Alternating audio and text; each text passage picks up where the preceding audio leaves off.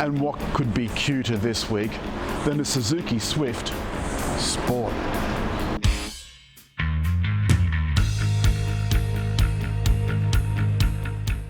Suzuki have been really clever with this Suzuki Swift Sport. They've not tried to overcook the pudding. It's been out a couple of years, and when it was tested a few years ago, it got a 5-star NCAP rating. They come in 2 models, a manual and an automatic, and both are 6-speed. And it is incredibly sporty, not just the way it looks. This bronze is a nice enough colour. There's a couple of others to choose from. The yellow, I think, looks particularly good. We start off with LED headlights at the front, a 1.4 litre turbo 103 kilowatt engine, 17-inch wheels, and this cool black roof, which I think looks absolutely sensational. You can open the doors, unlock the doors. It's telling me the key's not in my pocket, from either of the front doors or from the rear hatch. You'll have to excuse the cicadas. And around the back, we've got cool LED taillights. And under here, you'll see there's an electric button to open and unlock and lock. Inside, the hatch has over 260 litres of space with the seats up, and they go down in a 60-40 split, which will give you over 900 litres of space. The lower portion of the rear bumper is carbon fibre effect, and there's dual rear exhausts. And the rear has a surprising amount of space. You can see that although the seat's set up for me and I've got the seat quite a long way back, there's still plenty of room for my knees,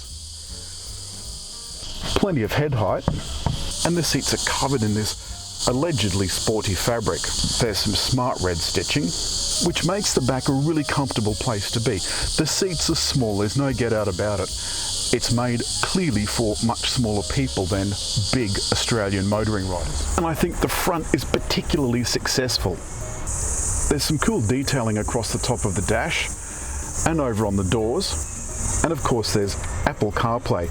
This screen responds particularly quickly. I'm really impressed with this. The steering wheel is well laid out, and on the right side are the controls for the smart cruise control, including distance to the car in front and speed limiter. And on the left hand side are the audio controls and phone answering controls. But with Apple CarPlay, you can do a lot of that completely hands-free just by using your voice, and that's what I think has made Apple CarPlay a particular success.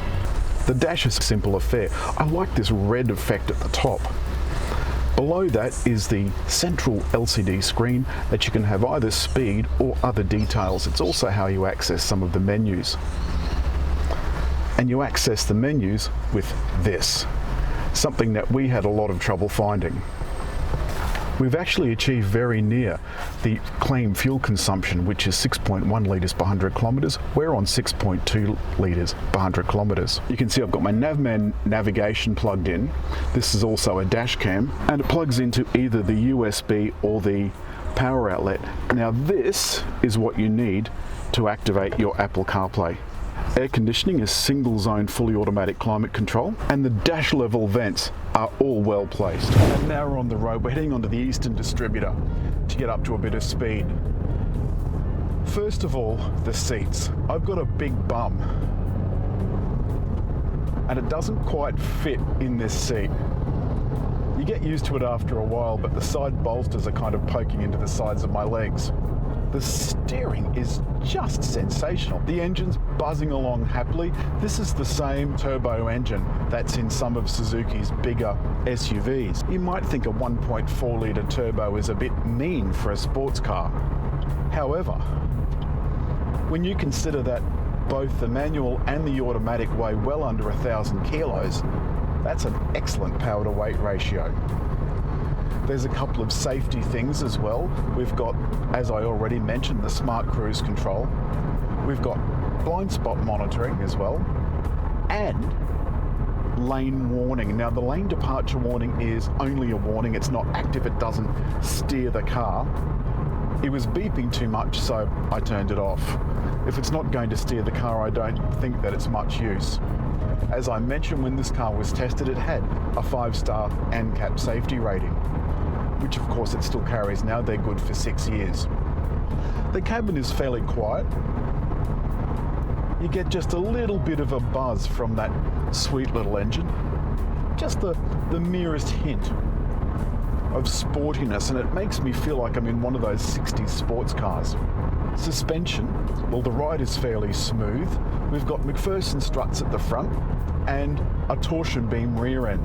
And I've been pretty mean about torsion beam rear ends in the past because some of them can be a little bit rough. They make the back end feel a little bit dead.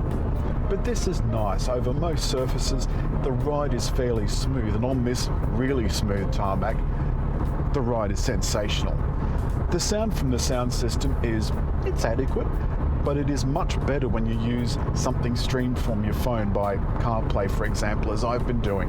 The thing that really surprised me when I was speaking to Suzuki yesterday was this, that half of the sales of Swift Sport are automatic. I can't understand it. I can't understand why anybody would want to buy an automatic sports car. You can see at night the dash lights up fairly well. And in particular, the steering wheel is backlit, and that's what I like, so that you can see those controls at night without having to strain yourself or without having to know already where they are. Now, I've brought you to my usual spot just to show you a little bit of sharp steering. I'm just going to shift down, and you can see how beautifully smooth those shifts up and down are. It's just delightful. I think I'll take it down a second, get that little engine really singing. It redlines at over 6,000. It's just such a joy. This is just delightful. Quite sharp bend here, no problem. And up, a little bit of a bump, another sharp bend. Oh, it's just sweet. So, to wrap up, Swift Sport is excellent value. For $30,000, you get a car that is competent on road and on highway. It's easy to drive around town, and even the manual transmission is as sweet as can be.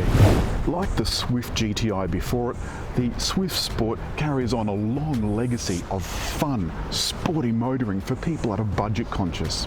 And as always, if you've liked the film, leave a comment, hit like, and just there to subscribe.